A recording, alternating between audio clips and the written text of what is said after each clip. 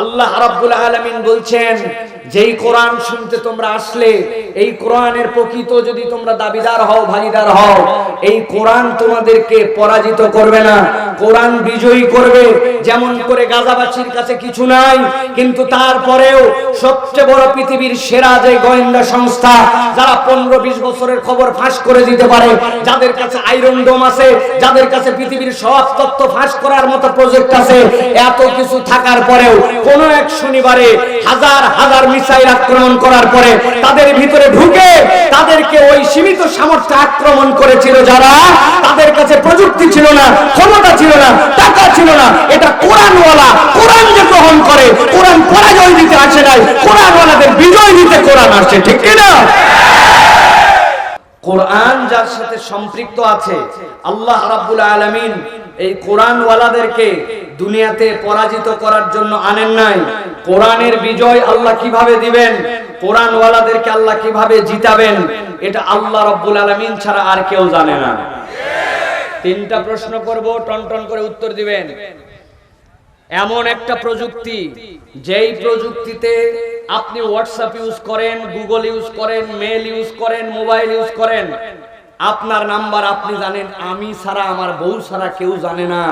কিন্তু এমন প্রযুক্তি এসে গেছে, যেই প্রযুক্তিতে আপনার কথা কোনোটাই গোপন থাকে না, আপনার মেল গোপন থাকে না, আপনার হোয়াটসঅ্যাপ গোপন থাকে না। এই প্রযুক্তিতে সব জেনে ফেলে। এই প্রযুক্তি বানাইছে কোন দেশ? এই আপনারা চিনে ফেলছেন কোন দেশ? ভালো করে মনে রাখেন, 1 নম্বর বিষয়। 2 নম্বর, পৃথিবীতে এমন একটা গোয়েন্দা সংস্থা আছে, পৃথিবীর সব দেশ পর্যন্ত তাদের এজেন্ট আছে। তারা ত্রাহি ত্রাহি তাদের ভয়ে, তারা কখন কাকে মারবে, কোন এজেন্ডা যদি গ্রহণ করে তাকে মেরেই ছাড়ে। আগামী 15 বছর পরে কি হবে এরকম চিন্তাও যারা করে, সেইগুলা গোপনে ফাঁস করে ফেলে। কেউ বলতে পারেন এই গোয়েন্দা সংস্থার নাম কি? Thank you. ইয়াংরা আছে দেখছেন, মুরব্বীরা এগুলো জানে না, এরা জানে। এটা হচ্ছে 2 নম্বর। 3 নম্বর, পৃথিবীতে এমন একটা উন্মুক্ত কারাগার আছে, আকাশ পানি বাতাস সবই দেখা যায়, কিন্তু যার ডান পাশ থেকে বাম পাশ থেকে কিচ্ছু ঢুকতে পারে না। নিজের দেশের এক পার থেকে অপর পারে যেতে হলে পারমিশন নিয়ে যেতে হয়। সমুদ্র পথ দিয়েও খাদ্য আসতে দেয় না। চাল ডাল যাওয়ার মতো ইচ্ছা মতো অবস্থান নাই। যুগের পরে যুগ তাদেরকে হত্যা করা হয়, তাদের সম্পদ লুণ্ঠন করা হয়, তাদের বাস্তু ভিটাকে বাস্তুচ্যুত করে অন্যরা এসে দখল করে থাকে। ওই জায়গাটার নাম কি জানেন? 3টা প্রশ্নই কারেক্ট। বলার উদ্দেশ্য ভালো করে বুঝেন। আল্লাহ রাব্বুল আলামিন বলছেন, যেই কোরআন শুনতে তোমরা আসলে, এই কোরআনের প্রকৃত যদি তোমরা দাবিদার হও, ভাগীদার হও, এই কোরআন তোমাদেরকে পরাজিত করবে না, কোরআন বিজয়ী করবে। যেমন করে গাজাবাসীর কাছে কিছু নাই, কিন্তু তারপরেও সবচেয়ে বড় পৃথিবীর সেরা যে গোয়েন্দা সংস্থা, যারা 15-20 বছরের খবর ফাঁস করে দিতে পারে, যাদের কাছে আয়রন ডোম আছে, যাদের কাছে পৃথিবীর সব তথ্য ফাঁস করার মতো প্রজেক্ট আছে, এত কিছু থাকার পরেও কোন এক শনিবারে হাজার হাজার মিসাইল আক্রমণ করার পরে তাদের ভিতরে ঢুকে তাদেরকে ওই সীমিত সামর্থ্যে আক্রমণ করেছিল যারা, তাদের কাছে প্রযুক্তি ছিল না, ক্ষমতা ছিল না, টাকা ছিল না। এটা কোরআনওয়ালা, কোরআন যে গ্রহণ করে, কোরআন পরাজয় দিতে আসে নাই, কোরআনওয়ালাদের বিজয় দিতে কোরআন আসছে, ঠিক কি না? এটা আমার কথা নয়। আজকে যারা কোরআন শুনতে আসছেন, জানা কথা শুনলেও লাভ আছে, কেননা একমাত্র এই কোরআনের ময়দানে যারা বসে আছে, এই মানুষগুলাই জান্নাতে যাওয়ার পর আফসোস করবে। বলেন হুজুর, কোরআনওয়ালারা আফসোস করবে মানে? আমার কথা নয়। রাসূলুল্লাহ সাল্লাল্লাহু আলাইহি ওয়াসাল্লাম বলছেন, জান্নাতে যাওয়ার পরে এক জান্নাতে আরেক জান্নাতের মর্যাদা দেখে বলবে, হায় আফসোস, তুই এত দূর গেলি কেমনে? বলে, আমি কোরআনের জন্য কিছু সময় দিয়েছিলাম, আল্লাহ ওটার বেনিফিটে একই জান্নাত, কিন্তু একজনের বাথরুমের টাইলস ইটালিয়ান আর একজনের টারেফেল, দুইটা এক। একজনের গুলশানের এক ফ্ল্যাট 17, 18, 20 হাজার টাকা স্কোয়ার ফিট, আর রাজশাহীর একটা ফ্ল্যাট 6,500 টাকা স্কোয়ার ফিট, দুইটা এক। দুটাই তো ফ্ল্যাট, দুটাই বাংলাদেশে। জান্নাতে যাওয়ার পরে বলবে, আল্লাহ এই মর্যাদা। তখন বলবে, আহারে, এরা কোরআনের জন্য বেশি সময় দিয়েছিল, আল্লাহ এই জন্য মর্যাদা দিয়েছেন। ওই সময় কোরআনওয়ালারে বলবে, ইস, আমি যদি আরেকটু সময় দিতাম। সুবহানাল্লাহ। আপনাদের কি ধারণা এই গ্রামে কয়টাই লোক? হ্যাঁ, ভোটার সম্পর্কে ধারণা নাই আপনাদের? এ কয়টা লোক নয়, অনেকেই এখন মোবাইল নিয়ে ব্যস্ত আছে, ডানে ঠেলতেছে বামে ঠেলতেছে। আরে যেই খেলার কোনো ভ্যালুই নাই, নেদারল্যান্ড যে হারবে তো সকলেই জানে, তাও দেখতেছে, তাই না? চিন্তা করছে হুজুর এইগুলো জানলো কেমনে? গতকালকে জিজ্ঞাসা করছিলাম প্রসঙ্গক্রমে, আন্দাজি না, যে বাংলাদেশের একটা প্লেয়ারকে বাদ দেওয়ার কারণে সব প্লেয়ারের মন খারাপ, ওই প্লেয়ারের নাম কি বলতে পারবেন? বুড়া একটা লাভ দিয়ে বলছে, বুড়া বুড়া কই তামিম ইকবাল। প্রিয় ভাইয়েরা, আমি যা বলবো এইগুলো আপনাদেরকে বুঝানোর জন্য বলতেছি। প্রিয় ভাইয়েরা, অনেক যুবক আছে নানান দিকে সময় দেয়, কোরআনের মাহফিলে আসতে তাদের কোনো ইন্টারেস্ট নাই, তারা আগ্রহ বোধ করে না, এরা খুব স্মার্ট হয়ে গেছে, এরা সব দুনিয়া বুঝা লাগছে, ঠিক না? ঠাইসে যদি ধরে বলেন বেটা গোসল যদি ফরজ হয়, গোসলের তারতিবে ফরজের আমল কি আর সুন্নত কি বল, তাছাড়া খবর আছে তো, দেখবেন তো করবে, আছে না এরকম? 10টা দেশের প্লেয়ারের নাম দিয়া একটা ওয়ার্ল্ড একাদশ সাজাতে হবে, পারবেন না? বেস্ট প্লেয়ার বেছে নিতে হবে এক এক দলে। অস্ট্রেলিয়া থেকে নেবেন গ্র্যান্ড ম্যাক্সওয়েল, বাংলাদেশ থেকে কাকে নেবেন, ইন্ডিয়া থেকে কাকে নেবেন, দল বানায় ফেলতে পারবে। কিন্তু যদি বলা হয় এক বৈঠকে বসে রাসূলুল্লাহ সাল্লাল্লাহু আলাইহি ওয়াসাল্লাম আশারায়ে মুবাশশিরা 10 জন সাহাবীর নাম বলে গেছিলেন, বলেন বাবাজি, বলবে এটা হুজুররা বলবে এটা আমার দায়িত্ব রে, আছে না? নিজেদের জ্ঞান, এইটা অ্যারোগেন্স, আমাদের এই জানার অহমিকা, সব জেনে ফেলছি, সোজা নয়। দুনিয়ার কেউ সব জানতা নয়, তবে কোরআন থেকে যারা শোনে আল্লাহ তাদের জানার মধ্যে বরকত দেন। সুবহানাল্লাহ। আল্লাহ রাব্বুল আমিন বলছেন কোরআনুল কারীমের মধ্যে, আল্লাহ বলছেন সূরা আম্বিয়া 18 নম্বর আয়াতের মধ্যে, বাল নাকযিফু বিল হাক্কি আলাল বাতিল ফায়াদমাগুহু ফাইদা হুয়া যাহিক ওয়া লাকুমুল ওয়াইলু মিম্মা তাসিফুন। আল্লাহ রাব্বুল আলামিন বলছেন, ও দুনিয়ার মানুষ, ভালো করে জেনে রাখো, এই হক, এই কোরআন, এটা এমনি এমনি তোমাদের কাছে আসে নাই। বাল নাকযিফু বিল হাক্কি আলাল বাতিল, এই কোরআনের কাজ হচ্ছে বাতিল যেটা আল্লাহ পছন্দ করেন না তার উপরে আক্রমণ করা। কেমন আক্রমণ? আল্লাহ রাব্বুল আলামিন বলছেন, ফায়াদমাগুহু ফাইদা হুয়া যাহিক ওয়া লাকুমুল ওয়াইলু মিম্মা তাসিফুন।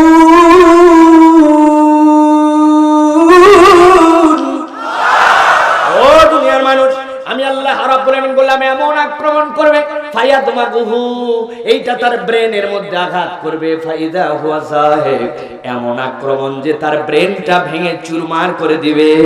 আল্লাহ বলছেন ওয়ালাকুমুল ওয়াইলু মিম্মা তাসিফুন। দুনিয়ার মানুষ জেনে রাখো, আল্লাহ যে কোরআনের মার দিবেন, এই মায়ের উপরে কোনো মার নাই। যদি কোরআনকে ধারণ করতে পারো, কোরআন ওয়ালা হতে পারো, বিজয় দেওয়ার দায়িত্ব কার? এই কথা বলছেন কে? আল্লাহ। ইন্নাকা লা তুখলিফুল মিআদ, আল্লাহর ওয়াদা দুনিয়ার মানুষের মতো ওয়াদা না। নেতারা ওয়াদা করে ভোটের আগে ইশতেহার দেখলে মনে হবে বাংলাদেশের রাস্তা সাইটে খাওয়া যাবে, আছে না? কিন্তু বেচারীরা জানেই তাদের সীমিত সামর্থ্যে উপর থেকে নিচ পর্যন্ত এমন দুর্নীতির একটা চ্যানেল চালু হয়েছে, বেচারী চাইলেও কাজ পূর্ণ করতে পারে না।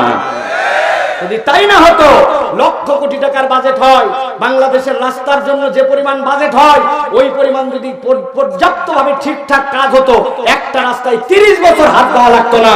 কিন্তু যেই জায়গায় দেওয়া লাগবে খোয়া, ওই জায়গায় দেয় দেখবেন যে 3 নম্বরে, যেই জায়গায় দেওয়া লাগবে পাথর, ওই জায়গায় দেয় খোয়া, যেই জায়গায় দেওয়া লাগবে বিটুমিন, ওই জায়গায় দেয় কেরোসিন, যেই জায়গায় দেওয়া লাগবে লোহা আর রড, ওই জায়গায় দেয় কঞ্চি। বহু আগে বাঁশ শেষ, এখনো বাঁশে আছেন আপনার। কারা করে এইগুলা? খুব খুশি বললে আয়, কারা করে? আপনার আমার ভাই বন্ধুরা। ওরা কারা? আমরা। বলেন কারা? সুযোগ পাই না তা। যাদের বিপক্ষে বলতেছেন ওই সুযোগ আমরা পাইলেও সামনে মারিয়ে দিতাম। কারণ পাত্রটা ঠিক হয় নাই। কোরআনুল কারীম, এই কোরআন আপনাকে আমাকে টার্গেট দিচ্ছে, বান্দা এই টার্গেটটা তোমার জন্য তো দুনিয়ার টার্গেট নয়, এই টার্গেটটা হচ্ছে পরকালের টার্গেট। মুমিনের সংজ্ঞা অনেক শুনছেন, আজকে কোরআন থেকে আপনাদেরকে মুমিনের একটা ডেফিনেশন শোনাবো, শুনবেন? আল্লাহ রাব্বুল আলামিন বলছেন কুরআনুল কারীমের মধ্যে সূরা ইসরার 19 নম্বর আয়াত, আল্লাহ রাব্বুল আলামিন বলছেন ওয়া মান আরাদাল আখিরাতা ওয়া সাআলাহা সা'য়াহা। আল্লাহ বলছেন ও দুনিয়ার মানুষ, তোমাদের মধ্যে যারা পরকালমুখী নিজের জীবন যাপন করে আর কেবলমাত্র মুখেই বলে না আমি পরকালমুখী জিন্দেগি গঠন করছি, মুখে বলে না, ওয়া সাআলাহা সা'য়াহা, এইটার জন্য প্রচেষ্টাও গ্রহণ করে যে পরকালমুখী জিন্দেগি যাপন করার সাথে সাথে এর জন্য নিজের কামাই রুজি জড়ো করতে শুরু করে। আল্লাহ বলছেন আমি আল্লাহ তার জন্য সাক্ষ্য দিলাম ওয়া হুয়া মুমিন, সে হচ্ছে ঈমানদার। ফাউলাইকা কানা সা'য়ুহুম মাশকুরা। আল্লাহ বলছেন আমি রব্বুল আমিন বললাম তোমার যে পরকালমুখী জিন্দেগি আর প্রচেষ্টা, আমি আল্লাহ এই কাজটাকে তোমার জন্য কৃতজ্ঞতাবান একটা কাজ হিসেবে স্বীকৃতি দিয়ে দিলাম। সুবহানাল্লাহি ওয়া বিহামদি।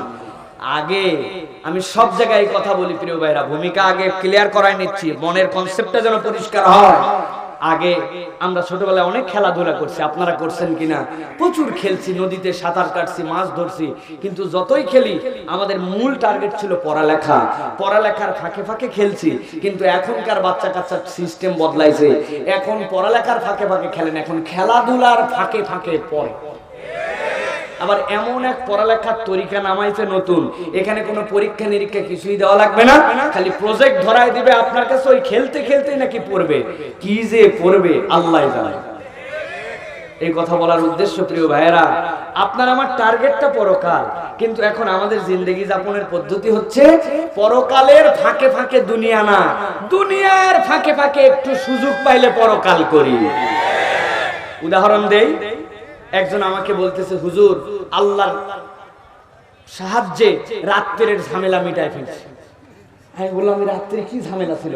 এশার নামাজ পড়ে ফেলছি হুজুর। এশার নামাজও আমাদের কাছে অনেক সময় ঝামেলা মনে হয়। তাহলে বলেন তো ভাই, আমরা কি দুনিয়ার ফাঁকে ফাঁকে পরকাল, না পরকালের ফাঁকে ফাঁকে দুনিয়া? বুদ্ধি থাকলে আপনার দুনিয়াকে আপনি পরকাল বানাতে পারেন, বুদ্ধি না থাকলে বিপদ। বুদ্ধিমানের কিছু পরিচয় আছে প্রিয় ভাইরা। এক রাজার কাছে নাকি দুইজন গেছে, দুইজনেরই ফাঁসির ঘোষণা, ফাঁসি দিয়ে তাদেরকে মেরে ফেলা হবে। রাজা বড় মহানুভব, তাকে বলছে তোমার শেষ ইচ্ছা বলো, যেটা বলবে সেটাই পূরণ করব। কেউ কেউ বলে কল্যাবাদী দিয়ে গরু গোস্ত খাবো। আরে বেটা, গরু গোস্ত খালেও তো তুই 1 ঘন্টা পরে মরবি, তোর এই গরু গোস্ত খাওয়ার না খাওয়ার কি বার্তা? তোরে বলছে তোমার শেষ ইচ্ছা বলো। ও বলছে রাজা মশাই আপনি যেহেতু বলছেন মেনে নিবেন, আমার শেষ ইচ্ছা কিছু না, আমার একটু ইচ্ছা খেজুরের রস খায় মরে। রাজা বলছে চৈত্র মাস, এখন খেজুরের রস আসতে আসতে আরো 8 মাস, বলছে ওই 8 মাস পর্যন্ত বেঁচে থাকতে আমার কোনো আপত্তি নেই। যেহেতু রাজা বলছে আর উপায় আছে। পাশে আরেকজন আছে, চিন্তা করছে বাপরে বাপ এ তো বহুত চালাক। ওরে বলছে তোর শেষ ইচ্ছা কি, তাড়াতাড়ি বলবি। ওই আগের থেকে প্ল্যান করে আছে, বলছে আমার ওই খেজুরের রস টস খাওয়ার কোনো ইচ্ছা নয়, খাইয়ে মরা না খাইয়েও মরা। আমার ইচ্ছা আপনার উত্তরাধিকার যে রাজপ্রাসাদের পরে উন্নীত হবে এইখানে, তার হাতে একটা চুমু দিয়া মরে যাবে। আচ্ছা আমার বাচ্চার বয়স কেবল 12-13, আমি কবে মরবো, তারপরে ওই রাজা হবে, তার হাতে চুমু দিবি, তারপরে মরবি। বলছে অতদিন বেঁচে থাকতে আমার কোনো সমস্যা নেই। তো বুদ্ধির কিছু জোর আছে, আছে না ভাই? ইমানদার যদি তার দুনিয়ার পলিসিটাও ওই রকম করে একবার গুছায় নিতে পারে, তার দুনিয়া চলবে দুনিয়ার গতিতে, কিন্তু এই দুনিয়াও মাজরাউল আখিরাহ, তার পরকালের কামাইয়ের ক্ষেত্র হবে। সুবহানাল্লাহ। আজকে আপনাদের কাছে কোরআনুল কারীমের সূরা হাদীদ থেকে আমরা কিছু কথাবার্তা শুনবো ইনশাআল্লাহ। 4টা আয়াত বলবো, 40 মিনিট সময় লাগবে। তবে প্রথম থেকে দ্বিতীয় তৃতীয় সবগুলা মিলে চতুর্থ আয়াতে এসে আমাদের জন্য দীক্ষা আমরা এখান থেকে পাবো। আলোচনা করছি সূরা হাদীদ থেকে, কোরআনের 57 নম্বর সূরা, 12, 13, 14 কয়েকটা আয়াতে কারিমা আমরা শুনবো ইনশাআল্লাহ। জবান ছেড়ে দিয়ে বিতাড়িত শয়তান থেকে আশ্রয় প্রার্থনা করে সকলে পড়েন আউযু বিল্লাহি শাইতানির রাজীম বিসমিল্লাহির রাহমানির রাহিম ইয়াউমা তারাল মুমিনিনা ওয়াল মুমিনাতি ইয়াসআ নূরুহুম বাইনা আইদিহিম ওয়া বিআইমানিহিম বুশরাকুমুল ইয়াওমা জান্নাত। আল্লাহ রাব্বুল আলামিন কোরআনুল কারীমের মধ্যে সূরা হাদীদে বান্দাদেরকে বলছেন, ও বান্দা, আমি তোমাদের জন্য জানালাম, নবী আকরাম সাল্লাল্লাহু আলাইহি ওয়াসাল্লামের প্রতি ওহী করে রাখলাম, কিয়ামত কবে হবে তোমরা কেউ জানো না, ইলমুস সাআ ইনদাল্লাহ, আল্লাহর কাছে। তবে নবী আপনার কাছে একটা বার্তা দিয়ে রাখি, দুনিয়াতে যারা আপনার সময় ঈমান এনেছিল, আপনার কথায় যারা সাড়া দিয়েছিল, মদিনায় আর মক্কায় তাদের কি কষ্ট হয়েছিল আপনি নিজেই দেখেছিলেন। বেলালের কষ্টের কিচ্ছা নতুন করে বলার কিছু নাই। হযরতে খাব্বাব খুবাইবের ঘটনা আমরা সকলেই জানি। সুমাইয়া রাদিয়াল্লাহু তাআলা আনহা, মক্কার বুকে একমাত্র পরিবার যিনি স্বামী সন্তান মেয়ে তিনজন একসাথে ঈমান এনে ফেলেছে। আবু জেহেলের কাছে খবর গেছে, আবু জেহেল খানায় কাবার চত্বরে ডেকে এনে জিজ্ঞাসা করছে, মুহাম্মাদের প্রতি সুমাইয়া তুমি নাকি ঈমান আনছো? সুমাইয়া রাদিয়াল্লাহু তাআলা আনহা দীপ্ত কণ্ঠে জানাইছে, তোমার বাপের খাই না, তোমার পরেই না, তোমার কথাই কার প্রতি ঈমান আনছি না আনছি উত্তর দেওয়া লাগবে নাকি? আবু জেহেল জীবনে কোনো মেয়ের কাছ থেকে ভরা মজলিস এরকম থ্রেট খায় না। সাথে সাথে আবু জেহেলের হাতের মধ্যে বর্শা ছিল, বর্শাটা নিক্ষেপ করে দিয়েছে। ইতিহাস হাদিস সাক্ষ্য দিচ্ছে, হযরত সুমাইয়ার লজ্জাস্থান ভেদ করে খানায় কাবার চত্বরে এপার থেকে ওপার চলে গেছে। পৃথিবীতে ইসলামের জন্য কোনো পুরুষ প্রথমে শহীদ হতে পারেন না, হযরত সুমাইয়াকে এইরকম কষ্ট দিয়া খানায় কাবার চত্বরে হত্যা করা হয়েছে। আল্লাহ নবী সাল্লাল্লাহু আলাইহি সাল্লাম ঈমানদারদের কষ্টের কোণ দেখে গিয়েছেন, কিন্তু আল্লাহ রাব্বুল আলামিন বলেন, রাসূল, কিয়ামতের দিনে আপনি ভিন্ন একটা চিত্র দেখতে পাবেন, ভিন্ন একটা অবস্থা দেখতে পাবেন। কি দেখতে পাবেন? আল্লাহ বলছেন প্রথম আয়াতের মধ্যে, ইয়াউমা তারাল মুমিনিনা ওয়াল মুমিনাত ইয়াসআ নূরুহুম বাইনা আইদিহিম ওয়া বিআইমানিহিম। আপনি দেখতে পাবেন যাদেরকে আল্লাহ রাব্বুল আলামিন ঈমান দান করেছিলেন, মুমিন যারা দুনিয়ায় হাজার কষ্টে ছিল, হাজার দুঃখ কষ্ট ভোগ করেছে, কিন্তু ঈমানের পথে অটল আর অবিচল থাকার কারণে কিয়ামতের দিনে আল্লাহ প্রত্যেক ঈমানদারের সামনে থেকে আর ডান থেকে দুইটা আলো দান করবেন। এমন আলো হবে, ওই আলো দিয়া ঈমানদার তার জান্নাত নিজের আলো ডানেরটার কপালেরটা দিয়ে খুঁজে পেয়ে যাবে। নবীজি সাল্লাল্লাহু আলাইহি সাল্লাম বলছেন, সকলের তো ঈমান একরকম নয়, কিন্তু সকলে ঈমানদাররা কিছু না কিছু আলো পাবে। যার আলোটা একবারে কম হবে, তার বৃদ্ধাঙ্গুলির মাথা দিয়ে একটা আলো বের হবে। ওই আলোটা কখনো জ্বলে আবার কখনো নিভে যায়, কিন্তু ওই আলোর পাওয়ারটা এমন হবে, ওই বৃদ্ধাঙ্গুলির আলো যেটা জ্বলে আর নিভে, ওইটা দিয়ে সে তার জান্নাত খুঁজে পাবে। আল্লাহ রাব্বুল আলামিন বলছেন, যেই না ঈমানদাররা সামনে থেকে আর ডান থেকে আলো পেয়ে যাবে, সাথে সাথে একদল ফেরেশতা তাদের সামনে এসে যাবে। আসার পরে তাদের কাছে তিনটা খুশখবরি দিবে। আল্লাহ বলছেন, বুশরাকুমুল ইয়াওমা জান্নাতুন তাজরি মিন তাহতিহাল আনহার খালিদিনা ফিহা যালিকা হুয়াল ফাওজুল আযীম। সাথে সাথে বলবে তাদেরকে, ও আলোওয়ালারা, আল্লাহ তোমাদের জন্য জান্নাতের ব্যবস্থা করেছেন। কেমন জান্নাত? যেই জান্নাতের পায়ের নিচ দিয়ে পানিও নাই, মাটিও নাই, আবার হাওয়াও নাই। কেবল জান্নাতের পায়ের নিচ দিয়ে তোমাদের জন্য আনহার আছে। নহর 1 বছর নাহারান, 2 বছর আনহার জমায় তাকসির, 3-এর ওদিকে কত পরিমাণ নহর আছে আল্লাহ ছাড়া কেউ জানে না। শাহাদত আঙ্গুলের পাওয়ার এমন হবে, আঙ্গুলটা নড়াবে আর নড়ানোর ইচ্ছা মতো তার নহরগুলা তার পায়ের নিচ দিয়ে চলবে। ওই জান্নাতের মধ্যে ঢোকার পরে বান্দা তার নহরের উপর দিয়ে জান্নাতে ঘুরে ঘুরে বেড়াবে। আল্লাহ রাব্বুল আলামিন বলেন, খালিদিনা ফিহা যালিকা হুয়াল ফাওজুল আযীম। আল্লাহ বলেন, ও দুনিয়ার মানুষ, খালিদিনা ফিহা, একবার ওই জান্নাতে ঢোকার রাস্তা আছে আর বের হওয়ার রাস্তা নাই। আর আমি আল্লাহ জানাই রাখলাম, দুনিয়াতে তোর 2টা সন্তান কলেজে চলে গেছে, বিশ্ববিদ্যালয় হয়ে চান্স পাইছে, চাকরি পাইছে, তুই বড় গলায় ঘোষণা দিছিস আমি সফল বাপ। আগে মানুষের জমিতে কাজ করতে, এখন একটু জমি হয়েছে, চিন্তা করছে আমি সফল জমিওয়ালা। আগে অপরের দোকানে কামলা দিছে, এখন নিজেই একটা দোকান দিছে, মনে করছে আমি সফল। আগে মানুষের বাড়িতে যে কামলা দিয়ে খেতে হতো, এখন নিজেই কামলা রাখছে, সফল সফল। আল্লাহ বলছেন, এইগুলো একটাও সফলতার মানদণ্ড নয়। ওমান যুহজিয়ানিন নার ওয়া উদখিলাল জান্নাতা ফাকাদ ফাজ, যাকে জাহান্নাম থেকে নিষ্কৃতি দেওয়া হলো আর জান্নাতের ঘোষণা দিয়ে দেওয়া হলো। আমি আল্লাহ বললাম যার সামনে থেকে আলো, ডান থেকে আলো, জান্নাতে ঢোকার বর্ণনা পেল। আল্লাহ নিজে বলছেন, আমি নিজে ঘোষণা দিলাম, যালিকা হুয়াল ফাউজুল আযীম, এই যেই দল আলোওয়ালা এরাই সেদিন চূড়ান্ত সফল। সুবহানাল্লাহ। এক নম্বর আয়াত শেষ। কয়টা আয়াত বলবো বলছি? কয়টা? ভালো করে খেয়াল করেন। এক নম্বর আয়াতের মধ্যে তাহলে একটা চিত্র মাথার মধ্যে গেঁথে নেন। একটা দল ইমানদার, তাদের ডানে আলো, সামনে আলো, জান্নাতের ঘোষণা পেল, যেই জান্নাতে ঢুকলে আর বের হওয়া লাগবে না। এই রকম বর্ণনা দিয়ে রব্বুল আমিন একটা দলকে বললেন। আল্লাহ বলছেন, রাসূল ওই একই ময়দানে সেই জায়গাতেই এবার আরেকটা দল সেখানে এসে হাজির হবে। কারা তারা? তাদের পরিচয়টা আপনি ইমানদারদের কাছে জানায় দেন। আল্লাহ নবী জানাচ্ছেন, ইয়াউমা ইয়াকুলুল মুনাফিকুনা ওয়াল মুনাফিকাতু লিল্লাযীনা আমানু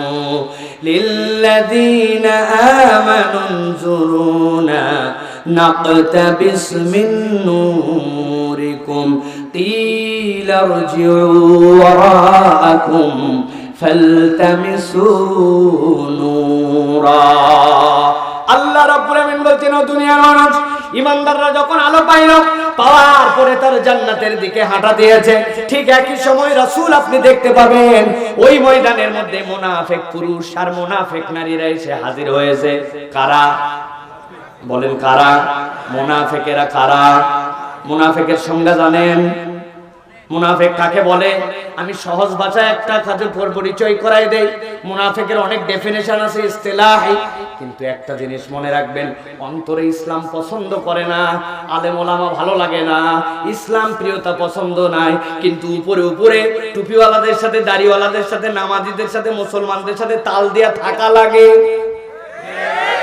আছে না?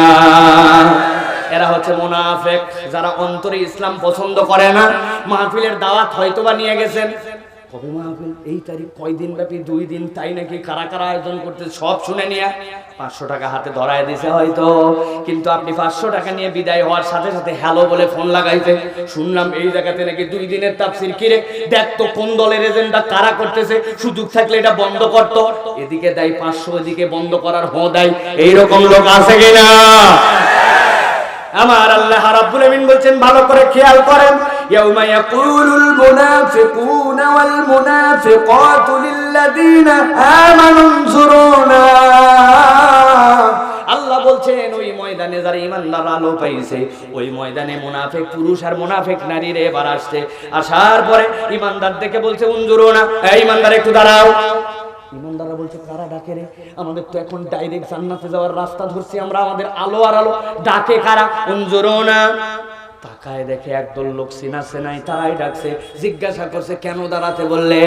বললে দাঁড়াইতে বললাম এই জন্য, নাক্তাবিস মিন নূরিকুম, আজকে তোমাদের কাছে কি আলো? ডানে আলো, বামে আলো, সামনে আলো, কিন্তু এই আলোর তো একটা কেরামতি আছে, এই আলো দিয়ে নিজেরটাই নিজে দেখা যায়, নিজেরটা ছাড়া অন্যদের পথ দেখতে পারে না।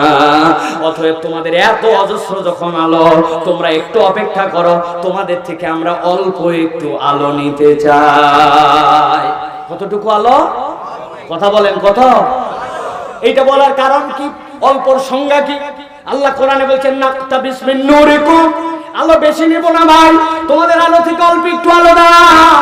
আপনাদের দুর্গাপুরে যখন বর্ষাকাল, যেই মা বোনেরা মাটির চুলায় রান্না করে, দেখবেন আগের দিন এত বর্ষা হয়েছে, চুলার লাকড়ি বাকড়ি সব চুলা সহ ভিজে স্যাঁতস্যাঁতা। এখন চুলার মধ্যে ম্যাচের কাঠি দিয়ে যদি খড় দিয়েও ধরাতে যায়, খানিকক্ষণ ধরায় আর ম্যাচ বন্ধ হয়ে ধোঁয়া ওঠে। মায়েরা কি করে তখন? মায়েরা বুদ্ধি করে করে পাশে যে কোল লম্পু থাকে, কুপি বাতি থাকে, আপনাদের এলাকায় কি বলে ভাই? বাতি বলে না, চেরাক বলে, বাতি বলে, কেরোসিন দিয়ে যে বাতি জ্বলায়, একটা ম্যাচ দিয়ে বাতিটা ধরায় নিছে। ধরানোর পরে পরে পাটকাঠি নিয়ে আসে, পিরার গোড়া দিয়ে উল্টা দিকে ছেঁচছে, ছেঁচার পরে ওইখান থেকে একটু আগুন নিয়ে ধরায়, ধোঁয়া বন্ধ হলে আবার ওখান থেকে আগুন নেয়, চুলা যখন গনগনায় ধরছে তখন আস্তে করে কুপি নিভায় দেয়, ঠিক কিনা? এখন যেই মহিলার কাছে ম্যাচটা অন্তত পক্ষে গরম ছিল সে কুপি ধরাইছে, কিন্তু পাশের থেকে একজন দৌড়ে আসছে, ও বুবু কুপি নিবাস না, তোর তো ম্যাচটা অন্তত টাটকা ছিল, আমার ম্যাচ ভিজে গেছে, আমি তোর কুপির থেকে একটু বাতি ধরায় নিব। যেই না কুপির কাছে কুপি ধরাতে আসছে এই মহিলা কুপি সরায় নিয়ে বলছে, খবরদার আমার কুপির থেকে তুই কুপি ধরাবি না, তাহলে আমার আগুন কমে যাবে। কমে যাবে। ভালো করে খেয়াল করেন আল্লাহ কি বলছেন। আল্লাহ বলছেন উনজুরুনা নাখতাবিস মিন নূরিকুম, ওই ইমানদাররা একটু দাঁড়াও, বেশি আলো নিব না, তোমাদের থেকে অল্প একটু আলো চাই। কেননা আজকে এই ময়দানে তোমাদের যে পরিমাণ আলো, ওই আলোর অল্প একটু হলে আমাদের হবে, কিন্তু আমাদের কাছে কোনো আলো নাই, তোমাদের আলো থেকে আমরা একটুখানি আলো নিতে চাই। আল্লাহ রাব্বুল আলামিন বলছেন, যেই না ইমানদারদের কাছে মুনাফিকরা এই কথা বলবে, সাথে সাথে ইমানদাররা কি বলবে? ইমানদাররা বলবে, কিলা ইরজি ওয়ারাকুম ফালতামিসু নূরা। ও মুনাফিকের দল, খবরদার খবরদার, ডিস্টার্ব করবি না আমাদেরকে। আলো যদি নিতে মন চায় দুনিয়ায় চলে যা, এই আলো এইখানে কামাই করি নাই আমরা, এই আলো দুনিয়ার থেকে নিয়ে আসা, আলো নিতে হলে দুনিয়ায় চলে যাও। মুনাফিকরা সাথে সাথে বলবে, যাক রাস্তাটা বলে দিস, আমরা দুনিয়ায় এখন রওনা হই। তাই তো কি কি বললেন? কিয়ামতের ময়দান থেকে দুনিয়ায় ফেরত আসা যাবে। আরো আস্তে করে বলেন, আসা যাবে। কিন্তু ইমানদাররা কি বলবে? কিলাইজু আরাকুম ফালতামিসু নূরা, এই ময়দান থেকে আলো কামাই করা হয় নাই, আলো যদি নিতে চাও দুনিয়ায় চলে যাও। আমি মাঝে মাঝে উদাহরণ দেওয়ার জন্য বলি, এই যে মোবাইল দেখতে পান আপনারা, মোবাইলের মধ্যে এখানে দিলে ফ্ল্যাশ লাইট জ্বলছে, তাই না ভাই? এই আলো কোথাকার? মোবাইলের। তাই তো না ভাই, আলো মোবাইলের নয়। একটু ক্যালকুলেশন মিলান, মোবাইলের মধ্যে একটা 5000 মিলি অ্যাম্পিয়ারের ব্যাটারি দেওয়া আছে, এইখানে একটা চার্জার কেবল আছে, এরপরে নিয়ে যায় কারেন্টের বোর্ডের সকেটের মধ্যে লাগায়, সুইচ অন করছেন, পিডিবি অথবা পল্লী বিদ্যুৎ আপনাকে সাপ্লাই দিচ্ছে, ওইখানকার কারেন্ট দিয়ে ভায়া হয় এর মধ্যে মিলি অ্যাম্পিয়ারের ব্যাটারিতে জড়ো হচ্ছে, ওইটা এখানে জ্বলতেছে। মূলত এখানে লাইট জ্বললেও এই আলো, এই কামাই এখানে নয়, এইটা ওই বোর্ডের থেকে নিয়ে আসা লাগছে, ঠিক কিনা? আল্লাহ বলছেন, যেই না মুনাফিকরা বলবে একটু আলো দাও, ইমানদাররা তাদেরকে বলবে ইরজিউ ওয়ারাকুম ফালতামিসু নূরা, এই আলো এখানকার নয়, খবরদার ডিস্টার্ব করবি না, আলো যদি নিতে হয় দুনিয়ায় চলে যাও। দুই আয়াত শেষ, বুঝতে পারছেন আপনারা? প্রথম আয়াতের দৃশ্যের কথা মনে আছে তো?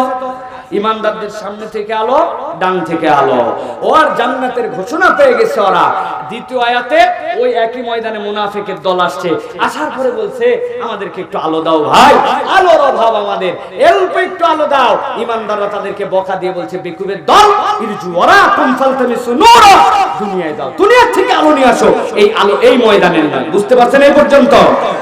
এবার চলেন 3 নম্বর আয়াতে। আল্লাহ রাব্বুল আলামিন বলছেন, দুনিয়ার মানুষ, যেই ইমানদারদের আলো নিয়ে মুনাফিকরা ডিস্টার্ব করবে, আল্লাহ রাব্বুল আলামিন দুনিয়ার বুকে মুজরিম আর মুসলিহ দুই ধরনের মানুষই আছে, অপরাধীও আছে, আল্লাহর ভালো কাজ করার মানুষও আছে। কিন্তু আল্লাহ রাব্বুল আলামিন এখানে মৌলিক যে সকল নিয়ামত, এইগুলো নিয়ামত দিতে কাউকে আলাদা করেন নাই।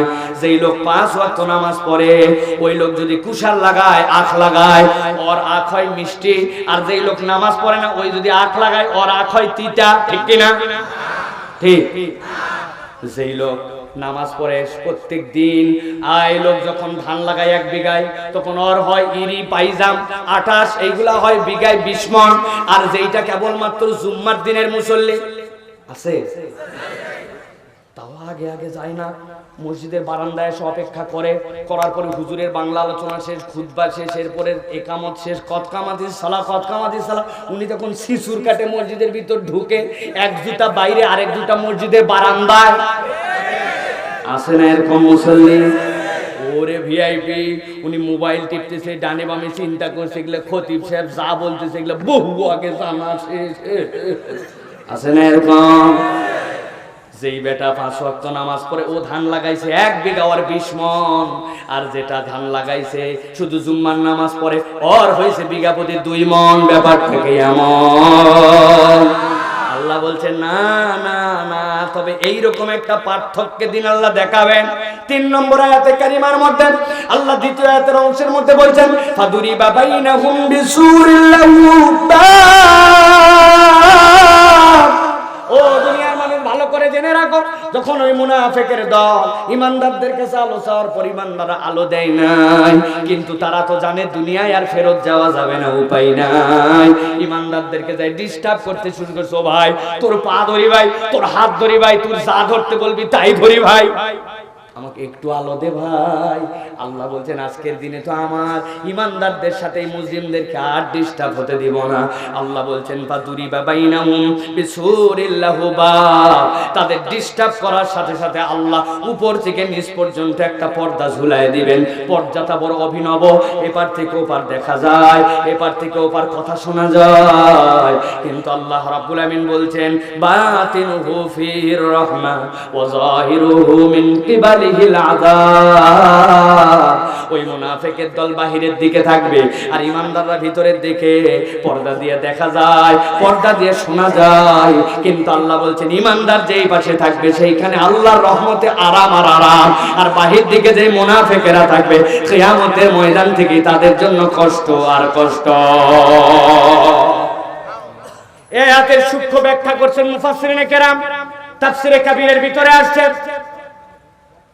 তাফসীর ইবনে আশুরের ভিতর আল্লামা ইবনে আশুর বলছেন আল্লাহ এখানে একটা সূক্ষ্ম কথা বলছেন, খেয়াল করেন। আল্লাহ রাব্বুল আমিন বলছেন ফাদুরিবা বাইনাহুম বিসুরিন, আল্লাহ তাদের মধ্যে একটা পার্থক্য দেওয়ার মতো পর্দা দিবেন। এরপরে আল্লাহ সূক্ষ্ম কথা বলছেন লাহু বাব, তার একটা দরজা থাকবে। এটা বলার উদ্দেশ্য কি? দরজা থাকবে মানে আপনার এমন একটা ওয়াল, এমন একটা আড় যেটার একটা দরজা আছে দেখা যায়, কিন্তু আপনি খোলার মালিকানা নাই। আপনি বাড়ির বাহিরের লোক, তাহলে দরজা আছে বাড়িতে কিন্তু আপনি খুলতে পারেন না। ভিতরের দিকেই সিটকানি, ভিতরের দিকে হুরকা, ভিতরের দিকেই সুরসা, ঠিক কি না? আল্লাহ বলছেন এইটা দেওয়ার কারণ কি? এইটা দেওয়ার কারণ অন্য কিছু নয়।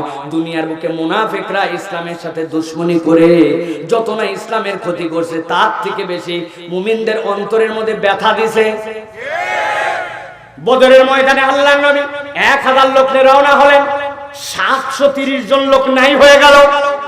ইসলামের বিজয় আসছে, কিন্তু আল্লাহর নবী এমন কাঁদা কাঁদছেন, চোখ ভিজায়া, দাড়ি মোবারক ভিজায়া, মরুভূমির বালু পর্যন্ত ভিজে গেছে। সাহাবায়ে কেরাম বলছে এনাফ, আল্লাহর নবী আর কেঁদেন না আপনি। আল্লাহর নবীকে কষ্ট দিছে, দেয় নাই? কষ্ট দিছে। মুনাফিকের দল সারা দুনিয়া ইমানদারদেরকে কষ্ট দেয়। আল্লাহ বলছেন এই জায়গাতে সূক্ষ্ম কথা বিসুরিল্লাহু বাব, ভিতরে আরাম, এসি বাস, চৈত্র মাসের দিন আপনি যাচ্ছেন রাজশাহী থেকে ঢাকা গ্রিন পরিবহনে, তারপর তুহিন পরিবহনে, এমন ঠান্ডা, বাহির দিয়ে ঝরঝর করে গাড়ির বাইরে দিয়ে পানি পড়ে, ভিতরে মাইনাসের কাছাকাছি 7, 8, 10 ডিগ্রি, আর বাহিরে 40 ডিগ্রি। ভিতরের লোক খানিকক্ষণ পরে ডাক দিছে, আই কন্ট্রাক্টর ব্ল্যাঙ্কেট প্লিজ, একটা কম্বল দে। চৈত্র মাসে ভিতরে কম্বল আর বাহিরে গা জ্বলে যায়, ঠিক কি না?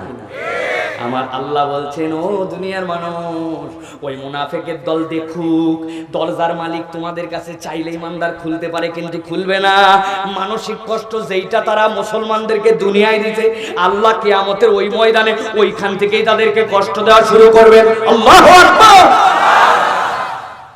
আল্লাহ রাব্বুল আমিন এরপরে বলছেন, ভালো করে বোঝেন, যেই না পর্দা পড়ে গেল, এই পর্যন্ত বুঝছেন তো?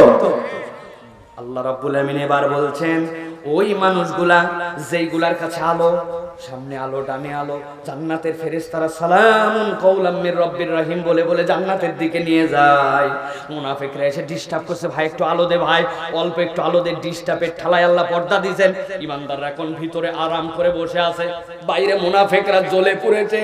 আল্লাহ রাব্বুল আমিন বলছেন যেই সময় ইমানদাররা ভিতরে বসে আছে আরামে, ওই সময় যত মুনাফিকের দল ওই পর্দার বাহিরে এসে কাতারে কাতার সব হাসরের ময়দানে দাঁড়ায়া যাবে। সবগুলা দাঁড়ায়া ইমানদারদেরকে দেখবে, আরে কি আরাম, কি অবস্থা, কি ভালো। তখন সবগুলা মিলে ওই জায়গাতে আল্লাহ রাব্বুল আমিন বলছেন একটা কথা ইমানদারদের কাছে জিজ্ঞাসা করবে, সবাই মিলে স্লোগান দিবে। আল্লাহ কোরআনে উল্লেখ করেছেন ইউনাদুনাহুম আলাম নাকুম মাআকুম। সব মুনাফিক ইমানদারদেরকে বলবে, ও ইমানদারেরা, ও আলোওয়ালারা, আজকে তোমাদের কাছে এত আলো, অল্প একটু আলো দিলে সমস্যাই ছিল না, আমরা যতটুক বুঝে। তারপরে একটু চাইলাম, বললে দুনিয়ায় যাও, তোমরা ভালো করেই জানো দুনিয়ায় যাওয়া যাবে না। আবার একটু ডিস্টার্ব করলাম, এখন পর্দা দিয়ে আলাদা করে দিছো, ভিতর দিকে কষ্ট, বাহির দিকে আমাদের কষ্ট, ভিতরে তোমরা আরামে আসো। একটা উত্তর দিয়ে যাও। কি জিজ্ঞাসা? সাথে সাথে তারা বলবে আলাম নাকুম মাকুম, আজকে আমাদের সাথে যেই দুর্ব্যবহার করতেছো তোমরা, একটু জিজ্ঞাসা করি দুনিয়াতে কি আমরা একসাথেই ছিলাম না? আমাদেরকে কি তোমরা চিনতে পারতেছো না নাকি? আরে একই এলাকার ভোটার ছিলাম, একই মহল্লায় বাজার করছি, একই লোকের ক্যানভাস করে বেড়াইছি, দুইজন আমরা তো চিনা জানা লোক। আজকে তোমরা এরকম ব্যবহার করছো, আলাম নাকুম মাকুম, আমাদেরকে কি চিনো না? আমরা কি অচেনা নাকি? আল্লাহ বলছেন ঈমানদাররা সাথে সাথে উত্তর দিবে ক্বালু বালা। এই মুনাফিকের দল, তোমরা কি মনে করছো নাকি তোমাদের সাথে না চিনে না জানে আচরণ করতেছে নাকি? বলো কি চিনি মানে তোর বাপ দাদা 14 গোষ্ঠী সহ চেনে। আল্লাহ বলতেছেন ভালো করে বোঝেন, বোঝার কথা। আলো আছে অনেক, একদল আলো চাচ্ছে, অতি ডিস্টার্বের কারণে পর্দার পরে জিজ্ঞাসা করলো আমরা কি তোমাদের সাথী, আমাদেরকে কি চিনো না নাকি? ঈমানদাররা উত্তর দিলে হ্যাঁ চিনি। আয়াতটা এই জায়গায় নাই, কিন্তু উত্তরের ধরনটা এমন, যেহেতু তোমরা আমাদেরকে চিনোই, আলো আছে পর্যাপ্ত, তাহলে এই চীনা মানুষদেরকে একটু আলো দিলে সমস্যা কি? আবার আল্লাহ রাব্বুল আলামিন চতুর্থ আয়াতে কারিমার মধ্যে এবার ঈমানদারদের জন্য যে বার্তা দিচ্ছেন, ঠান্ডা মাথায় হৃদয়ের কান খুলে দিয়ে ভালো করে বোঝেন।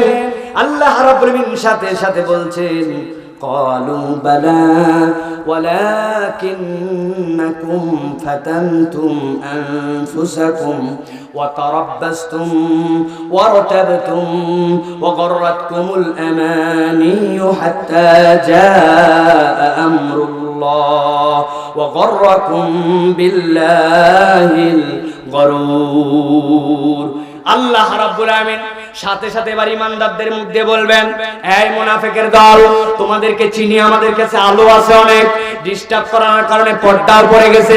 আবার বলেছে এই ময়দানে আলোর ময়দান নয়, কিন্তু এত আলো থাকার পরেও তোমাদেরকে আলো দিতে পারছি না। তার 4টা কারণ। দুনিয়ার বুকে এই 4 অপরাধের কারণে আজকের দিনে তোমরা আলো হারা। কয় অপরাধ? জোরে বলতে হবে, কয়টা? 4টা অপরাধ তোমাদের জীবনে ছিল, যেই কারণে আজকে এত আলো থাকার পরেও তোমাদেরকে আলো দিতে পারছি না। আমি 2টা জিজ্ঞাসা করব, যদি বুঝে থাকেন মাথা কাটায় উত্তর দিবেন। প্রথমে 3টা জিজ্ঞাসা করছি, সব পারছেন। বলেন তো ভাই, কিয়ামতের ময়দান কি হয়ে গেছে? সবাইকে উত্তর দিতে হবে ভাই। জানি আপনারা জানেন, কিন্তু তারপরে মুখে বলার একটা দাম আছে। কিয়ামতের ময়দান কি হয়ে গেছে? মুনাফিক আর মুসলিম মুমিন, এই 2 দলের পার্থক্য কি নির্ধারণ হয়ে গেছে? কেন এটা বললাম? একবার মাথা খাটা। দুনিয়ায় 5 ভিত্তি পরীক্ষা, ওই পরীক্ষার প্রশ্নপত্র কতটুকু গোপন রাখা হয়? 8টা গোপন রাখা হয়। আপনার যেই টিচার গণিত পড়ায়, ওই শিক্ষকই কোচিং করায়, ওই শিক্ষকই বাড়িতেও প্রাইভেট পড়ায়, ওই ছাত্র যায় বলছে স্যার আপনার কাছে ক্লাসে পড়ি, কোচিং এ পড়ি, বাড়িতে পড়ি, সামনে কিন্তু আমার ফাইনাল পরীক্ষা, আল্লাহর ওয়াস্তে 5 যে ফাইনালে আপনি প্রশ্নটা দিবেন, ওই প্রশ্নটা একটু আমাকে দিয়ে দেন। আপনাদের এলাকায় দিয়ে দিবেন? বলবে বাটাম নিয়ে তো একটা। কত বড় দুঃসাহস! বেটা তোরে প্রাইভেট পড়ায় বলে আমাকে অনৈতিক বানাবি? তুই আমার কাছে চাইছিস এটা তোরে বাটাম দিয়ে ধোলাই দিয়ে ঠিক করে দিব, ঠিক কিনা ভাই?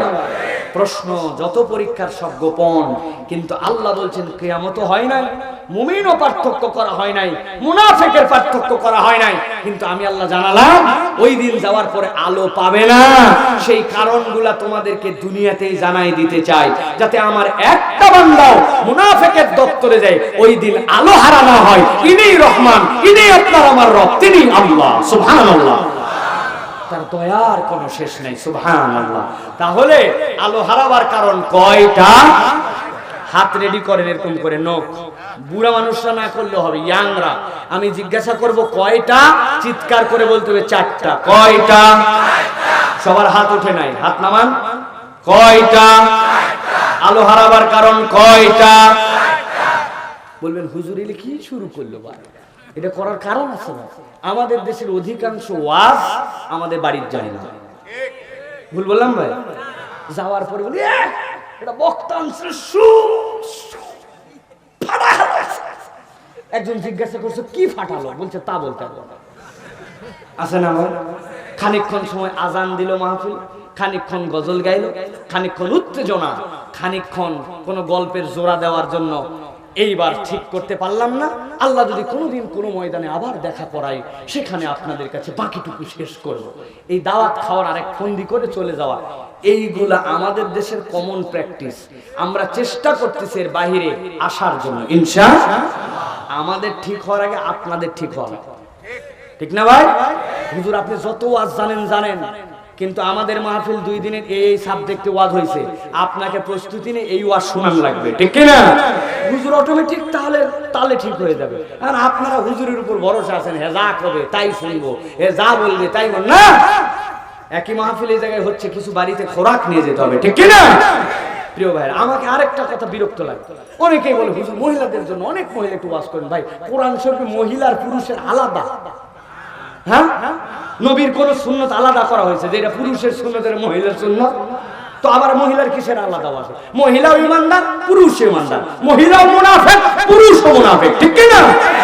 মহিলারও আলো লাগবে, পুরুষেরও আলো লাগবে, ঠিক কি না? শুধু আলো লাগবে না যুবক আর তরুণদের, ঠিক কি না? ঠিক তো, হ্যাঁ আমাদের কাছে। হ্যাঁ এই দেখেন আমার ভাই একটা সুন্দর কথা মনে করাই দিয়েছে, মাশাআল্লাহ।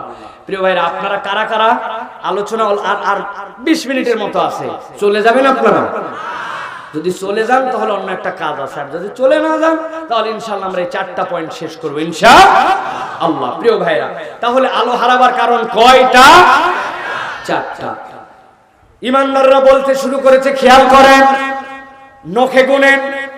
1 নম্বর কারণ, ইমানদাররা এবার বলতেছে তোমাদের কাছে, ফিলাইরজিউ ওয়ারাকুম ফালতামিসু নূরা ফাদুরিবা বাইনাহুম বিসুরিল লাহু বাতিনুহু ফীহির রাহমা ওয়া যাহিরুহু মিন কিবালিহিল আযাব ইউনাদুনাহুম আলাম নাকুম মাকুম ক্বালু বালা ওয়ালাকিন্নাকুম ফাতানতুম আনফুসাকুম।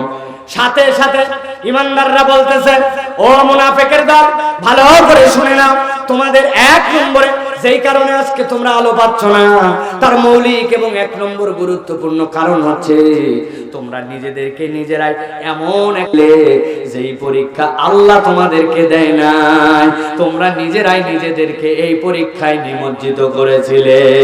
বুদ্ধি খাটায় বলেন তো, আল্লাহ পরীক্ষা দেয় না এরকম কোন পরীক্ষায় আমরা নিজেরা নিজেদেরকে ফেলি কিনা? অনেকেই বুঝেন নাই, একটা বন্ধুর সাথে একটা বন্ধুর সম্পর্ক হয়েছে, ওই বন্ধু বিড়ি খায় না, আর একজন বিড়ি খোর। ও যেই না সিগারেট কিনে ধরাইতে, সাথে সাথে বলছে তুই ফাঁকে ধরাবি। সিগারেটের গন্ধ আমার সহ্য হয় না।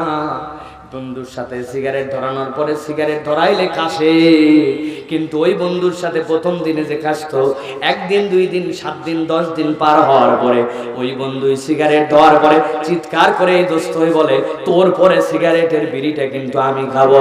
যেই বন্ধু 10 দিন আগে বিড়িখোর ছিল না, পরিবেশের কারণে, খারাপ সংস্রবের কারণে আজকে সে বিড়িখোর হয়েছে। এই পরীক্ষা আল্লাহ দেয় না, এই বান্দা নিজেই নিজেকে অনেক সময় ফেলে। আছে কি না? হাজার হাজার এরকম আছে। আমার কাছে এক বন্ধু এসে গল্প করছে, হুজুর আমি এখন নামাজ ঠিক করতে পারছি না। আর কেন? বলে আমার এক দোস্তর খপ্পরে পড়ে এমন একদিন আমার পরিবর্তন হয়ে গেল, আমি আসরের নামাজ মসজিদের মধ্যে ঢুকবো, এমন সময় নতুন মোটরসাইকেল কিনে আসছে। এনে বলছে, দোস্ত কেবলই শোরুম থেকে নিয়ে আসছি, তুই যদি চাস আমার বাইকের পিছনে ও এক্ষুনি মহাসড়ক থেকে একটা টান দিয়ে আসবো। ওই বন্ধু বলছে, দোস্ত রে আসরের নামাজটা পড়েই যাই। বলে আসরের নামাজ আরো জীবনে বহুবার আসবে, কিন্তু আজকের পরের থেকে আগামীকাল বাইকের বয়স 1 দিন হয়ে যাবে, আর নতুন বাইক থাকবে না, উঠলে উঠ না উঠলে না। ও চিন্তা দ্বিধান্বিত উত্তেজিত হয়ে নামাজ বাদ দিয়ে ওই বাইকের পিছে উঠলো। এই বাজে বন্ধুর খপ্পরে এমন হলো, এখন ওই বন্ধু নামাজ পড়তে চায় কিন্তু তার নামাজ পড়ার মতো মন আর তৈরি হয় না। এই পরীক্ষা আল্লাহ দেয় নাই, বান্দা নিজেই নিজেকে এরকম খারাপ সহবতে খারাপ বন্ধুর দ্বারা প্রভাবিত হয়, ঠিক না? আল্লাহ রাব্বুল আলামিন বলছেন 1 নম্বর অপরাধ তুমি নিজেই নিজেকে পরীক্ষায় ফেলেছো, এটা একটা পার্ট। আরেকটা পার্ট হচ্ছে নিজের ঈমান নিজে পরীক্ষায় ফেলে। অনেকে বিপদে পড়ে গেছে, সব সাহায্য করতে পারেন আল্লাহ, কিন্তু বিপদে পড়ে অমুক মাজারে দৌড় লাগায়, তুমুক জায়গায় মান্নত লাগায়, গলার মধ্যে মালা লাগায়, গলার মধ্যে তাবিজ ঝুলায়, হাতের মধ্যে সুন্দর সুতা লাগায়। যেই ব্যক্তি আল্লাহ ছাড়া কারো কাছে কিছু চায় ওই ব্যক্তি ঈমান থাকে না। আর যেই ব্যক্তি শিরিক করে আল্লাহর কাছে তার আর কোনো পার পাওয়ার কায়দা নাই, ঠিক না? কিন্তু আমাদের সমাজে এরকম আছে না ভাই? আছে না? আল্লাহর কাছে বলবেন আমি বুঝতাম না, আমি গ্রামের মানুষ, উমুক হুজুর আমাকে বলার কারণে আমি শিরিক করছিলাম। ভালো করে এটা মনে রাখবেন, শিরিক এমন একটা পাপ, উমুকে করতে বলছিল, তুমুকে করতে বলেছিল, আমি বুঝতাম না। এইগুলা একটা কথাও কাজ দিবে না। বিষ যদি আপনি খেয়ে ফেলেন যেটা অ্যাকশন করবে, শিরিক করলেও আল্লাহর কাছে আপনার কোনো নিস্তার থাকবে না। আপনার এলাকার অশিক্ষিত একজন মানুষ, লোক বলে চলে যাচ্ছে, চাদর বলে ছাড়া লাগবে। লোক চলে যাচ্ছে ভাই, ওয়াজ শোনা লোক যায় না, যান তো ভিতরে আপনারা চাদর নিয়ে যান।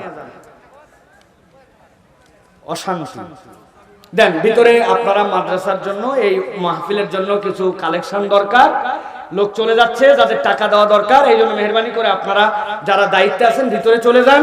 আপনারা পকেটের থেকে যার যতটুকু সহযোগিতা করার মতো হয় মেহেরবানি করে দিয়ে দেন, তাহলে ওনাদের অন্তত মনে শান্তি হোক, এরপরে শান্তি করে ওয়াজ শোনাই, তাই তো? দেন, মেহেরবানি করে যান, ভিতরে যান। আপনারা যারা দায়িত্বে আছেন চলে যান। ভাইজানেরা আপনারা একটু পকেটে হাত দেন, কেউ মাহরুম করবেন না ইনশাআল্লাহ। সকলেই কিছু না কিছু শরীক হবেন। স্টেজে যারা আছেন, দায়িত্বে যারা আছেন, চেয়ারে যারা বসে আছেন, কিছু না কিছু আমরা শরীক হব ইনশাআল্লাহ। পারবো না ভাই? ইনশাআল্লাহ যান, সকলে যান, আপনাদের কালেকশনটা আগে হোক। আবুল কালাম আজাদ বাচ্চু জেলা পরিষদ সদস্য, মাদ্রাসার জন্য 1 লক্ষ টাকা, আর তাফসীর মাহফিলের জন্য 1000 টাকা। আল্লাহ কবুল করুন, আল্লাহুম্মা আমিন। আবুল কালাম আজাদ বাচ্চু জেলা পরিষদের সদস্য দোয়া চেয়েছেন, আল্লাহ কবুল করুন, আল্লাহুম্মা আমিন। গেছেন আপনার অসুস্থ না, আল্লাহ শেফাই করলে আজেলা দান করুন। ভিতরে গেছে ভাই, আমাদের ছেলেরা ঢুকছে, সব জায়গায় যান। কার যার কাছে বাদ যাবে হাত তুলবেন যে ভাই আমার কাছে আসেন, আমি একটু শরীক হতে চাই। ইনশাআল্লাহ সকলেই একটু বাড়াই দিবেন ইনশাআল্লাহ। যে 10 টাকা দিতে চাইছিলেন 20 টাকা দেন, যে 50 টাকা দিতে চাইছেন 100 টাকা দেন। এই টাকা আপনার ব্যর্থ হবে না ইনশাআল্লাহ। দ্বীনের কাজে, মাদ্রাসার কাজে, কল্যাণের কাজে, কোরআনের তাফসীরের কাজে লাগবে, আল্লাহ এটা রিওয়ার্ড দিবেন ইনশাআল্লাহ। কেউ কেউ বাদ যাচ্ছে না তো, টাকা না থাকলে পাশের বাড়িতে হাওলাত নেন যে ভাই আমি টাকা নিয়ে 100 টাকা দেন, পরে আপনাকে দিয়ে দিব, তাও মাহফিলে শরীক হবো ইনশাআল্লাহ। সকলেই শরীক হন ইনশাআল্লাহ। প্রিয় ভাইরা ভিতরে ভিতরে যাক, আর আমরা ইনশাআল্লাহ কথা বলতে থাকি ভাই, ঠিক আছে না ইনশাআল্লাহ? তাহলে আলো হারাবার কারণ কয়টা? 4টা। 1 নম্বরে আছি, একটা কথা বলছি যে আল্লাহ বলছেন ওয়ালাকিন্নাকুম ফাতানতুম আনফুসাকুম। 1 নম্বর তোমরা নিজেরাই নিজেদেরকে পরীক্ষায় ফেলেছিলে, একটা অসৎ সংস্রবে নিজেকে খারাপে নিয়ে যাওয়া। আর 2 নম্বর শিরিক যদি করে আল্লাহর সাথে নিস্তার নাই। আপনার এলাকার কোনো একটা লোক কাশির রোগী, ডাক্তার দেখাইছে, ডাক্তার বলছে যে এই সিরাপটা 1 চামচ করে খাবেন। ভালো করে খেয়াল করেন, ওই সিরাপটা উনি বাড়িতে নিয়ে আসছে, পড়ালেখা জানে না, উপর দিয়ে ফার্মাসিস্ট দাগ দিয়ে দিছে 3টা দাগ, সকাল দুপুর রাত 1 চামচ। বেচারি জানালার উপর যেখানে রাখছে ওই সিরাপ, সকালবেলা তার ছেলে মাঠের মধ্যে বেগুন লাগাইছে, ক্ষেত করছে, ওইখানে পোকা লাগছে জন্য ইন্ডিল স্প্রে করছে, করে ইন্ডিলের কৌটাটাও ওই সিরাপের পাশে রাখছে। এখন সকালে বেচারি কাশির ঠেলায়, ছোট্ট একটা মাসুম বাচ্চা আছে তার বাসায় 6-7 বছর বয়স, বলছে বাবা আমার কাশির ওষুধটা রাখা আছে, ওই জানালার উপরে 1 চামচ নিয়ে আসতে পারবি? লাভ দিয়ে গেছে, পারবো মানে লাভ দিয়ে যায়া ওই পাশের বোতল না চিনতে পারে ওই ইন্ডিলের বোতল থেকে 1 চামচ ঢালে বাপে কানে দিছে। বাপ কাশির ঠেলায় খেয়াল না করে ভক করে মাইরে দেওয়ার পরে গন্ধ বুঝতে পারছে, কিরে এটা তো সিরাপ না, এটা তো ইন্ডিল।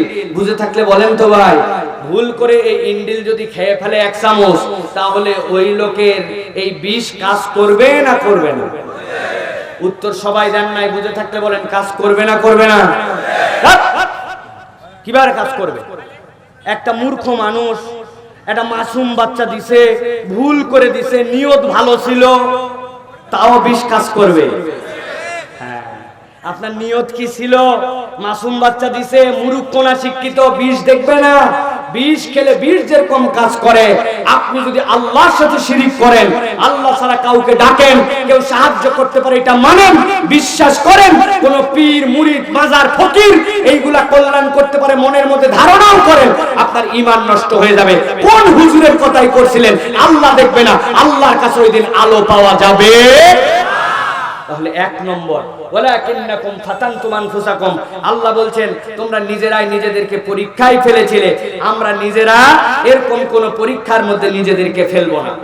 2 নম্বরে আল্লাহ রাব্বুল আমিন বলছেন ওয়া তারাব্বাসতুম, দুনিয়ার মানুষ আজকের দিনে তোমরা যে আলো পাচ্ছ না, দ্বিতীয় তোমাদের দোষ ছিল ওয়া তারাব্বাসতুম, তোমরা দুনিয়ার বুকে দীর্ঘসূত্রিতা করেছিলে, দুনিয়ার বুকে তোমরা দীর্ঘসূত্রিতার জিন্দেগি যাপন করেছো।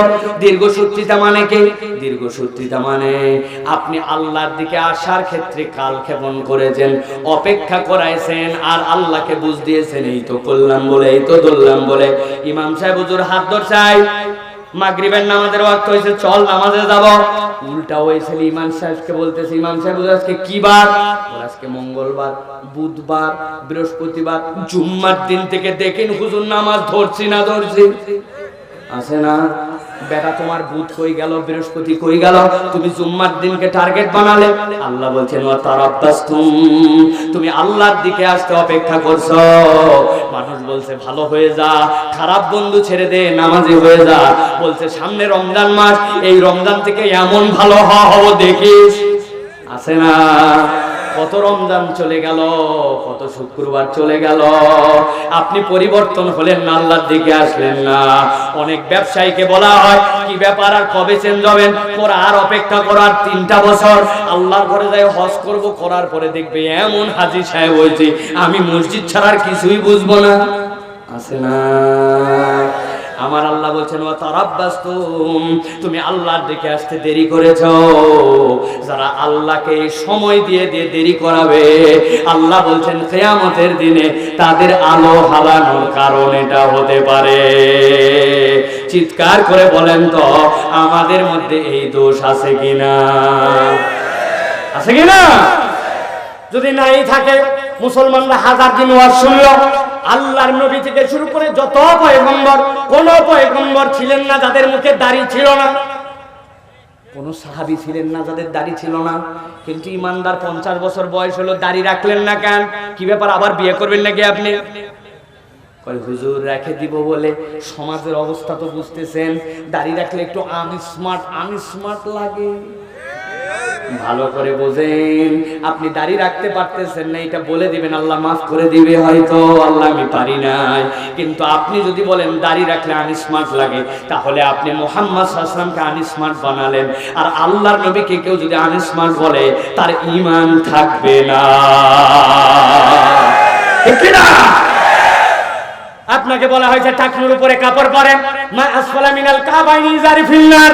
উনি মসজিদের মধ্যে গেলে টাউট আল্লাহরে দেখায়, তখন টাকনুর উপরে কাপড় ভাঁজ দেয়, বাকি সময় নিচে নামায় পড়ে।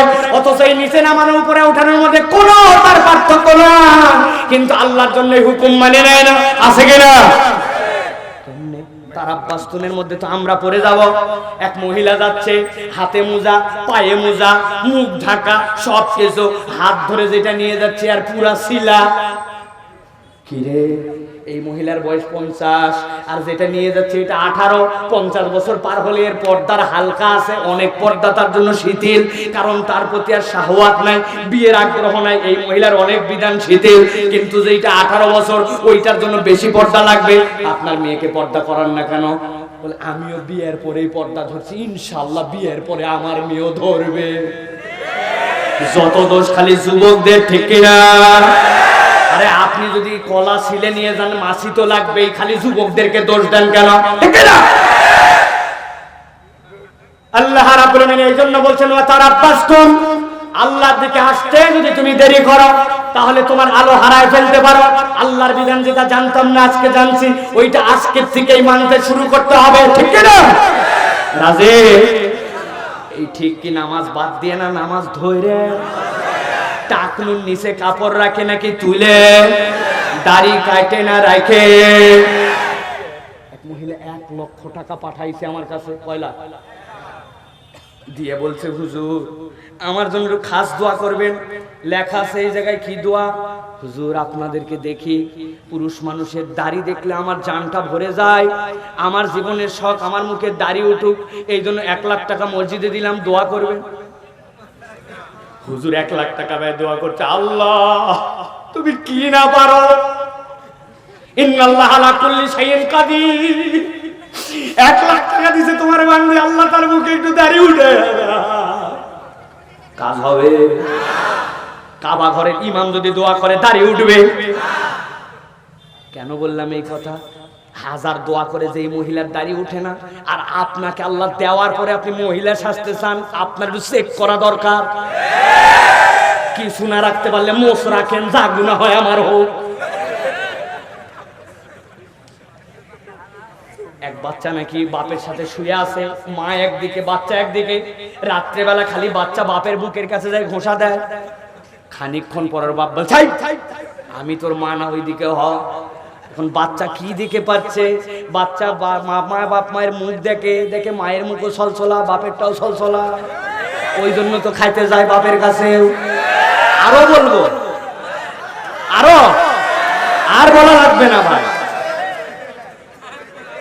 কত বললে পরিবর্তন হব আমরা। সবচেয়ে বড় কথা শোনেন, ঠান্ডা হয়ে যাবে কলিজা, শোনেন। আমি সাইফুল্লাহ মারা গেছি, যাওয়ার আগ দিয়ে ওসিয়ত করে গেছি, বাবারে আমি নামাজ পড়লে পাগড়ি দিয়ে নামাজ পড়ি। জীবনে শার্ট প্যান্ট আব্বা আম্মা পরায় নাই, ওই ছোটবেলার থেকে যখন অন্যরা শার্ট প্যান্ট পরতো তখন আব্বা পরায় নাই, ফতুয়া বানায় দিয়েছে তাও শার্ট পরাবে না, অভ্যাস হয়ে যাবে। জীবনে হাফ প্যান্ট পরায় নাই, ছোট ছিলাম যখন ফরজ বিধান হয় নাই তখনও হাঁটুর নিচে পায়জামা পরাইছে, প্যান্ট পরায় নাই। আমি ওসিয়ত করে গেছি, বাবা আমি মরে যাওয়ার পরে আমাকে জুব্বা পরায়া আর মাথার মধ্যে একটু পাগড়ি দিয়ে মেহেরবানি করে কবর দিও। আমি মরে গেছি, আপনাদের এলাকায় ধরেন আমার দাফন কাফন, আপনারা আমার এই ওসিয়তটা মানবেন তো ভাই? ইনশাআল্লাহ, ইনশাআল্লাহ মানবেন? বলে হুজুর আপনার এগুলা আবেগী কথা ছাড়েন, আপনার কিসের ওসিয়ত? নবী তরিকা দেখাই দিয়ে গেছে, মরার পরে কি পরা লাগবে, মরার পর কোনো পাগড়ি নাই, জুব্বা নাই, ঠিক কি না? এই ওসিয়ত মানবেন আপনি? না, এইটা বলার উদ্দেশ্য কবরে যাওয়ার পরে পাগড়ির সুন্নাত যায় না, জুব্বার সুন্নাত যায় না, হাতে তসবিহ ধরায় দেওয়া আপনাকে জব করার জন্য দেওয়া যাবে না। পুরুষের একমাত্র সুন্নাত যায়, মহিলার আরেকটা যায়। পুরুষেরটা যায় দাড়ি আর মহিলারটা যায় পর্দা। যেই 14 জনের বাহিরে সে দেখা করতে পারতো না, মরার পরেও তাকে দেখতে পারবে না, ওই সুন্নতি হালতেই সে কবরে গেছে। কিন্তু কবরে যাওয়ার পরে পুরুষের কাছে আল্লাহ রাব্বুল আলামিন 3টা প্রশ্ন দিবেন, মান রাব্বুকা ওয়া মান নাবিয়ুকা। ওই নবীর জিজ্ঞাসার ক্ষেত্রে আরেকটা বর্ণনা আসছে, আল্লাহ কবরে পাঠাবেন নবীর অবয়বে, মান হাযার রাজুলুল্লাযী বুইসা ফি কবরিকা। যেই রাসূলটাকে, যেই মানুষটাকে কবরে দেখানো হচ্ছে চিনতে পারো নাকি? আপনি আপনার নবীকে দেখবেন পুরো অবয়বে দাড়ি, সুন্দর সুপুরুষ, আর তার উম্মতের মুখে দাড়িহীন।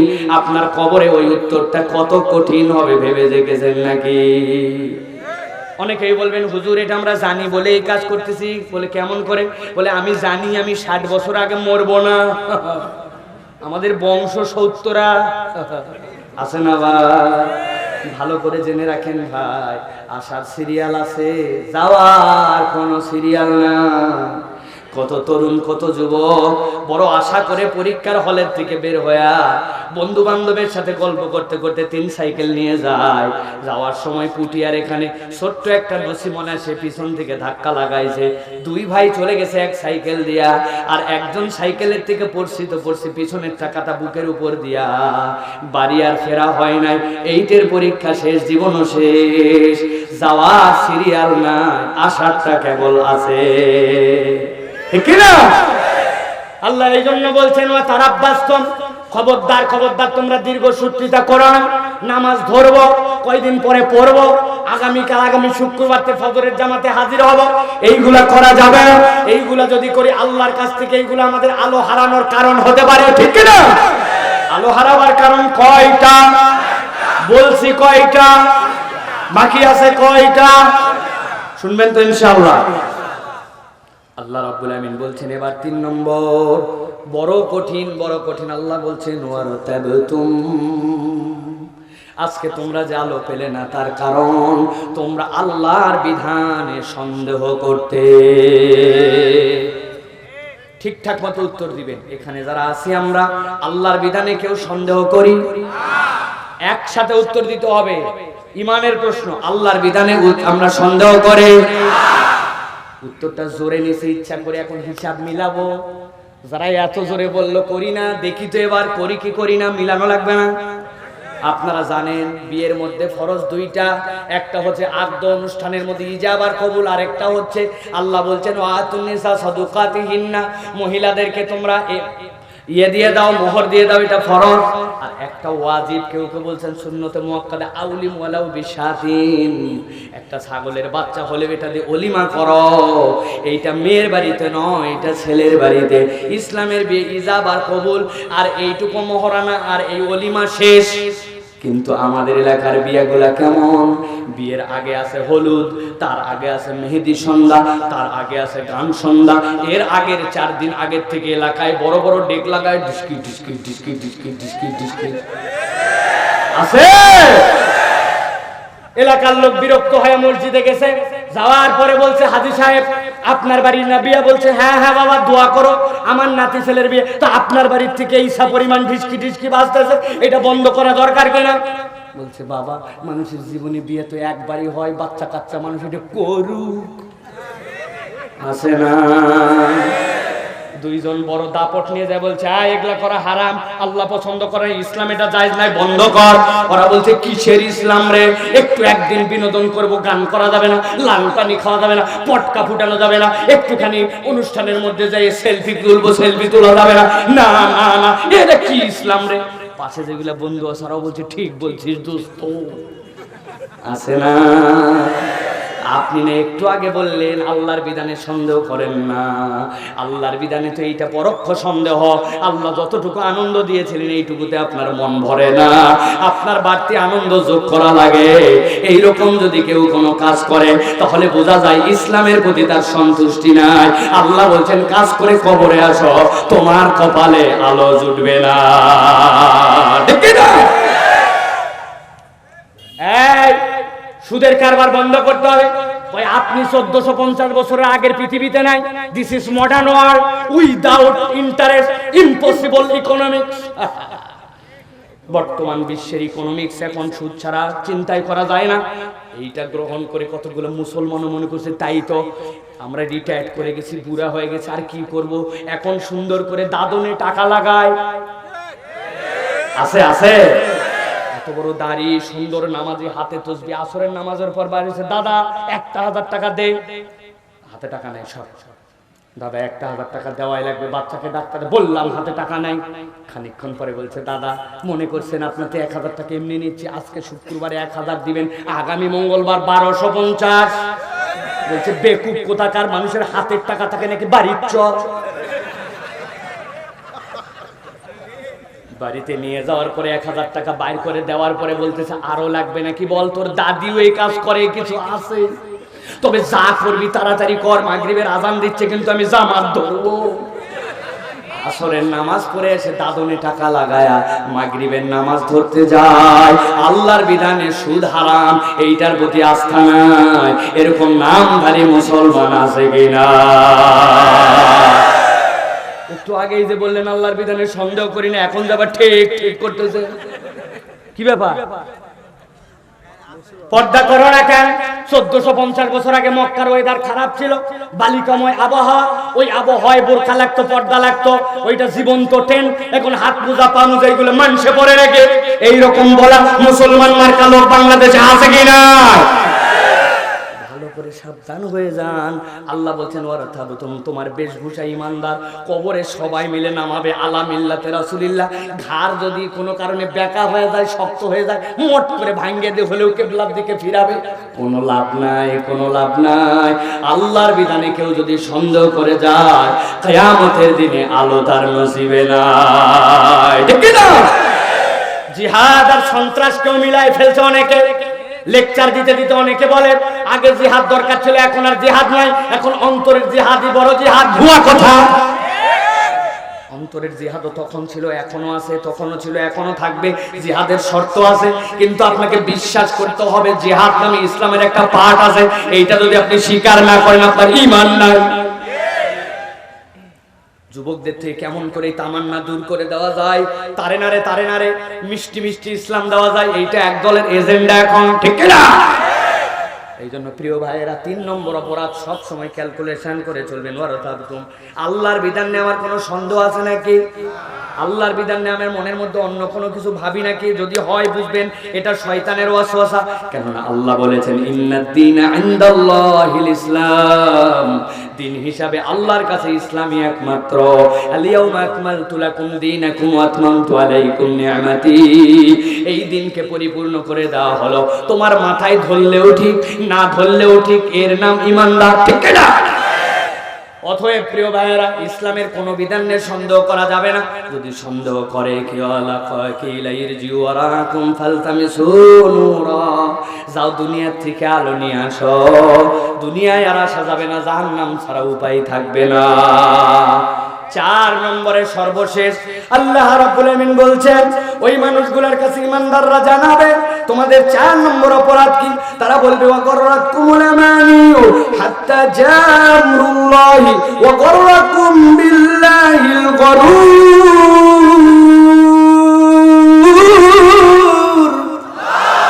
আল্লাহ বলছেন তাদের 4 নম্বর অপরাধ ওয়াগররাকুম বিল্লাহ, আল্লাহ রাব্বুল আমিনের ব্যাপারে তাদের অন্তরের মধ্যে ধোঁকাবাজিতে পড়ে গিয়েছিল। কে ফেলেছিল? গরুর ধোঁকাবাজ, শয়তান। শয়তান তাদের চোখের উপরে এমন একটা মরিচিকা দিছে, লম্বা রাস্তায় রওনা হয়েছেন, দূর থেকে বাইক চালায়, মনে হচ্ছে আরে রাজশাহী মহারোডের মধ্যে তো পানি, দৌড়াই গেছেন বাইক নিয়ে টানে, 1 কিলোমিটার যাওয়ার পরে দেখছেন পানি না, সামনে আবার পানি মনে হয়। চৈত্র মাসের রোদে রাস্তার থেকে মরিচিকার মতো চিকচিক করে উঠে, পানির সন্ধানে যতই যান পানি পাওয়া যায় না, এটা মরিচিকা।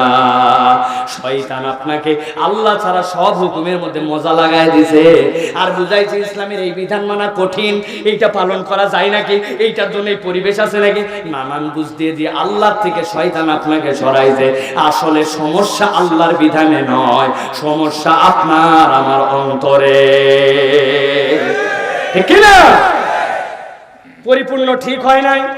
আজকের লাস্ট একটা গল্প বলে যায়, সারা জীবন মনে রাখবেন, তাহলে বুঝবেন শয়তান কিভাবে ধোঁকা দেয়। ছোটবেলায় আব্বার সাথে ঈদগাহ থেকে ফিরছি, আপনাদের এলাকায় আছে কিনা ঈদের দিন বেলুনওয়ালারা বেলুন বিক্রি করে ঈদগাহের পাশে? আছে। বাঁশের মধ্যে খের লাগায়, লাগায়ের মধ্যে গুজা রাখে, বেলুন বিক্রি করে, ঘূর্ণি বিক্রি করে, বাঁশি বিক্রি করে। বাঁশিওয়ালারা বাঁশি বিক্রি করার টেকনিক জানে। সারাদিন যদি ফু দিয়ে দিয়ে জানান দেওয়া লাগে বাঁশি আছে, ওর তো গলা শুকায় যাবে। ও বাঁশি একটা নেয়, নিয়ে বাঁশির ফুটটাটা উল্টা দিক করে লাগায়, মাথার মধ্যে বেলুন দিয়া এত বড় ফুলে যায়, এরপরে নখের মাথায় ধরে আরাম করে আর সারে প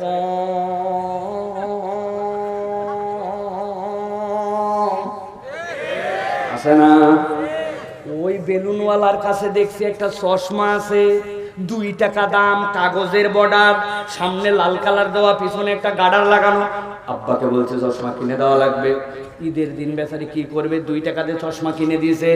আনন্দের ঠেলায় চশমাটা সামনে দিকে নিয়ে পিছন দিয়ে গার্ডার আটকায়া, উপরে তাকায় দেখি আসমান লাল, নিচে তাকায় দেখি আব্বা লাল, বাড়িতে এসে দেখি আম্মা লাল, ভাত লাল, পোলাও লাল, লবণ লাল, সিমাই লাল। লালের মজা শেষ। আম্মাকে বলছে আম্মা আপনাকে একটাবার চশমা কিনে দেওয়া লাগবে। মা বলছে একটু আগে আব্বার থেকে নিছিস, আবার কি না দেওয়া লাগবে? এবার আম্মার থেকে 2 টাকা দিয়ে নিছি, এবার হলুদ কালার।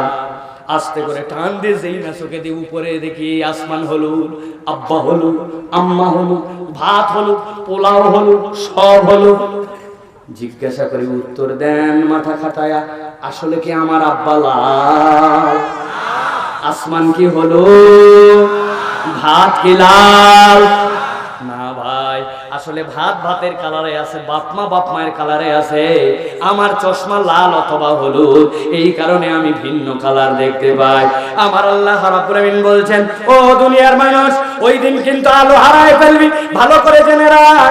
আমি তোদের জন্য জানালাম, ওয়াগরাতকুমুল আমানিউ হাত্তা জা আমরুল্লাহি ওয়া গরাকুম বিল্লাহিল গরুর।